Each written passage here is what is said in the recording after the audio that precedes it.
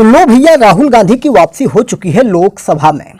तो हमने पहले ही चर्चा की थी कि जब भी राहुल गांधी लोकसभा में आएंगे तो किसी ओटीटी प्लेटफॉर्म पर जिस तरह की वेब सीरीज आप देखते हैं उसी तरह की वेब सीरीज जैसा माहौल बन जाएगा हमारे संसद भवन में, और वही हालात आज हुए। राहुल गांधी अपने भाषण के दौरान कुछ ऐसी हरकतें कर देते हैं कि जिसके बाद बवाल होना तय हो जाता है। तो आज भाषण के दौरान तो उन्होंने ऐसा कुछ नहीं किया, लेकिन भाषण देने के बाद जब वो वापस जा रहे थे तो उन्होंने कुछ ऐसी हरकतें कर दी जिसको लेकर उनकी शिकायत लोकसभा के अध्यक्ष से कर दी गई है, यानी लोकसभा से अब कर दी गई है उनकी शिकायत। तो क्या है पूरा मामला और राहुल गांधी ने किस प्रकार से अपने भारत जोड़ो यात्रा, साथ ही साथ मणिपुर, देश की और अन्य मुद्दे, अडानी को सुना भूलिए नहीं, मतलब अडानी, अमित शाह और नरेंद्र मोदी की जोड़ी जो है तिगड़ी है, उस पर चर्चा किए। तो कैसे, किस प्रकार से, क्या उन्होंने कहा, राहुल गांधी की बात उन्हीं के शब्दों में हम पिरोएंगे और पूरे डिटेल में आपको बताएंगे कि राहुल गांधी ने अपने भाषण में क्या कहा। और सबसे पहले जान लेते हैं कि इनके ऊपर किस मामले को लेकर लोकसभा अध्यक्ष से शिकायत की गई है, फिर उसके बाद हम आगे जानते हैं और स्मृति ईरानी ने किस प्रकार से इनको जवाब दिया उस पर बात करते हैं। तो राहुल गांधी ने संसद में दिया फ्लाइंग किस। भैया फ्लाइंग किस इन्होंने दे दिया है। जबकि राहुल गांधी की अगर हम बात करें तो आप लगातार तस्वीरें देखेंगे, राहुल गांधी की आदत है वो हर किसी को फ्लाइंग किस देते रहते हैं। वो बच्चों को देते रहते हैं, बुजुर्गों को देते रहते हैं, किसानों को देते रहते हैं, लेकिन आज गलत जगह उन्होंने फ्लाइंग किस दे दिया है। खैर, बात करेंगे तो उनके फ्लाइंग किस का अभी कोई वीडियो सामने नहीं आया है। तो राहुल गांधी जैसे ही अपना भाषण समाप्त करते हैं और उसके बाद जब लौट रहे थे, यानी कि लोकसभा से बाहर जा रहे थे, उस समय स्मृति ईरानी जो थी, बीजेपी की महिला सांसद है, वो उस समय वहाँ पे अपनी स्पीच दे रही थी, राहुल गांधी के सवालों का जवाब दे रही थी। एक तरह से उन पर चर्चा की जा रही थी, या राहुल सबको अपना अपना समय मिला है क्योंकि अविश्वास प्रस्ताव पर लोग अपनी अपनी बात रख रहे हैं, तो स्मृति ईरानी का भी समय था। और राहुल गांधी अपने समय पर भाषण देते हैं, बहुत ही ज़्यादा हो हल्ला मचता है क्योंकि दोनों तरफ से नारेबाजी की जाती है, अपशब्दों का प्रयोग भी किया जाता है, मतलब कटाक्ष किए जाते हैं। एक स्तर होता है जिस स्तर पर जाकर लोग कुछ बोलते हैं, उस स्तर को पार करके ये लोग बातें कर रहे थे। कल लोकसभा में प्रधानमंत्री का अभिभाषण हो सकता है, तो उससे पहले जब राहुल गांधी लौट रहे थे, स्मृति ईरानी अपनी बात कर रही थी, तो राहुल गांधी ने फ्लाइंग किस दे दिया। अब जब फ्लाइंग किस दे दिया तो इस मामले को लेकर ये लोग लोकसभा अध्यक्ष के पास शिकायत लेकर चले गए थे, जिसमें महिला जो सांसद हैं, यानी कि भाजपा के जो महिला सांसद हैं, इन लोगों ने बहुत ज़्यादा इस पर रोष दर्ज किया, शिकायत दर्ज की और जाकर लोकसभा सदस्य अध्यक्ष से शिकायत की। प्रत्यक्षदर्शियों की अगर हम माने कि जो वहाँ पे प्रत्यक्षदर्शी थे वो लोग क्या कह रहे हैं इस मामले में, तो इस पल के जो गवाह रहे लोगों के अनुसार ये बात की जा रही है कि राहुल गांधी अपने अविश्वास प्रस्ताव भाषण के बाद लोकसभा परिषद से बाहर निकल रहे थे और उनके हाथ में जो फाइलें थी वो अचानक उनके हाथ से छूट के गिर जाती हैं। अब जब फाइल उनके हाथ से छूट के गिर जाती है तो जैसे ही उन फाइलों को उठाने के लिए अपने आप को झुकाते हैं तो बीजेपी के सांसद जो थे उनके ऊपर हंसने लगे, यानी कि उनका उपहास करने लगे। और इसी उपहास का जवाब देने के लिए राहुल गांधी खड़े होते हैं और बीजेपी सांसदों की तरफ फ्लाइंग किस उछाल देते हैं, यानी कि जो इनकी मोहब्बत की दुकान का ये बात करते हैं, वही मोहब्बत की दुकान से एक फ्लाइंग किस उछाल के फेंक देते हैं बीजेपी सांसदों की तरफ। लेकिन उन्हें क्या पता कि इस फ्लाइंग किस का जवाब उन्हें एक शिकायत पत्र के माध्यम से मिल जाएगा। तो जब इन्होंने फ्लाइंग किस उधर फेंकी, इधर स्मृति ईरानी को जैसे ही ये बात बताई गई कि उन्होंने फ्लाइंग किस फेंक दिया, स्मृति ईरानी इसको इनके आचरण से लेकर जोड़ देती है, यानी कि राहुल गांधी का कैरेक्टर ही ऐसा है, ढीला है, टाइप का कैरेक्टर ढीला है, इस तरह की बातें की जाती हैं और उनके आचरण को लेकर की जा रही थी। तो मैंने पहले ही बताया कि राहुल गांधी बार बार फ्लाइंग किस देते रहते, तो ये कोई नई बात नहीं थी। तो आइए, ये वाला मसला तो आपने जान लिया, लेकिन अब डिटेल में बात करते हैं कि राहुल गांधी ने आज भारत के लोकसभा में किस प्रकार से पहले दिन, मतलब करीब इतने दिनों के बाद जब वो लोकसभा में वापस आए हैं, तो किस किस बातों को उन्होंने लोकसभा में उठाया। तो इसमें अगर हम बात करेंगे तो राहुल गांधी जब बोल रहे थे तो बोलते हुए सबसे पहले उन्होंने कुछ ऐसी बात की कि उनका विरोध होना शुरू हो गया, क्योंकि इनका जो भाषण था बहुप्रतीक्षित भाषण था। क्योंकि ये जो राहुल गांधी हैं ये कोई आम सांसद नहीं है, ये भारत के प्रधानमंत्री के 2 बार के दावेदार रह चुके हैं, 2014 में और 2019 में। और संभावित है कि इंडिया जो इनका गठन बना हुआ है इन लोगों का, विपक्षी दलों का, उसके फिर से लीडर राहुल गांधी माने जा रहे हैं। तो इन्हीं सारी चीज़ों को लेकर इनका जो भाषण है, अभिभाषण है, ये चीज़ें जो हैं बहुत ही ज़्यादा मायने रखती हैं देश की जनता के लिए, क्योंकि देश की जनता को ये जानना जरूरी है कि उनका भावी प्रधानमंत्री किस प्रकार की बातें करते हैं और किस प्रकार से देश के मुद्दों को उठाते हैं। तो हूबहू मैं राहुल गांधी की बातों को अपने शब्दों में पिरोकर आपकी तरफ उछालने की कोशिश करता हूं। खैर, दोपहर 12:10 पर राहुल गांधी अपनी बातों को रखना शुरू करते हैं, जिसमें वायनाड में राहुल गांधी वहां से शुरुआत करते हैं। वायनाड के सांसद हैं और इन्होंने वायनाड मिनियन, मतलब वायनाड से जो चुने हुए सांसद हैं राहुल गांधी, इन्होंने सबसे पहले अध्यक्ष ओम बिरला को धन्यवाद दिया और उन्हें भी माफ़ कर दिया। ऐसी बातें उन्होंने की कि मैंने आपको भी माफ़ कर दिया, क्योंकि उनकी जो संसद सदस्यता थी लोकसभा के ही कहने पर, लोकसभा अध्यक्ष के ही कहने पर समाप्त की गई थी, क्योंकि 2 साल का इनके ऊपर बैन लगा हुआ था, मतलब सज़ा सुनाई गई थी। वो सारी चीज़ें हमने पीछे बता दी हैं, तो पिछले वीडियो में जाके आप सुन सकते हैं कि क्या था पूरा मामला मोदी सरनेम को लेकर। जैसे ही इन्होंने अपने भाषण की शुरुआत की, पूरा वहाँ पे हंगामा मच गया। राहुल गांधी के भाषण पे हंगामा मच गया। हंगामा किन चीज़ों को लेके मचा, उन सारी चीज़ों की हम बात करने वाले हैं। बहुत ही ज़्यादा रोष में दिखाई पड़े राहुल गांधी और उन्होंने मणिपुर के मुद्दे पर भी बात की। और जैसे ही वो अपने भाषण को शुरू करते हैं, अडानी की भी बात की और उन्होंने कहा कि आज मैं अडानी की बात करने नहीं आया हूँ, आज मैं कुछ और करने आया हूँ। और उन्होंने, राहुल गांधी ने कहा कि आप लोग देशद्रोही हो, आपने मणिपुर में भारत की हत्या की है। राहुल ने अपने भाषण में ये भी कहा कि अडानी के मुद्दे को भी थोड़ा सा उठाया और उन्होंने कहा कि प्रधानमंत्री केवल 2 लोगों की ही बात सुनते हैं और उन्हें रावण से उनकी तुलना की है प्रधानमंत्री नरेंद्र मोदी की। राहुल गांधी ने कहा कि रावण भी 2 लोगों की बात सुनता था और प्रधानमंत्री मोदी भी 2 लोगों की ही बात सुनते हैं। ऐसी बातें इन्होंने की। और वो 2 लोग कौन हैं अगर हम उनकी बात करेंगे तो एक अमित शाह हैं और एक अडानी हैं।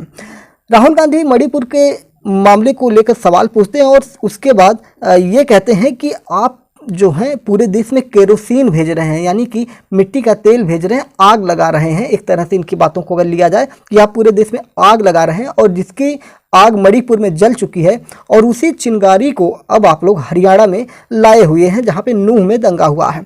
और इसी तरह आप लोग पूरे देश में आग लगाना चाहते हो। राहुल गांधी के भाषण के दौरान लगातार हंगामा होता रहा और बीजेपी सांसदों ने राहुल गांधी से माफ़ी भी मांगने के लिए कही है।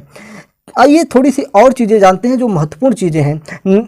राहुल गांधी ने रावण से पीएम की तुलना की, जो कि मैंने आपने बता दिया कि अडानी जी के लिए मोदी जी ने क्या काम किया है, ये सब लोग जानते हैं। रावण 2 लोगों की सुनता था, मेघनाथ और कुंभकर्ण की, और वैसे ही नरेंद्र मोदी जो हैं लोगों की सुनते नहीं हैं, वो अमित शाह और अडानी की बात सुनते हैं।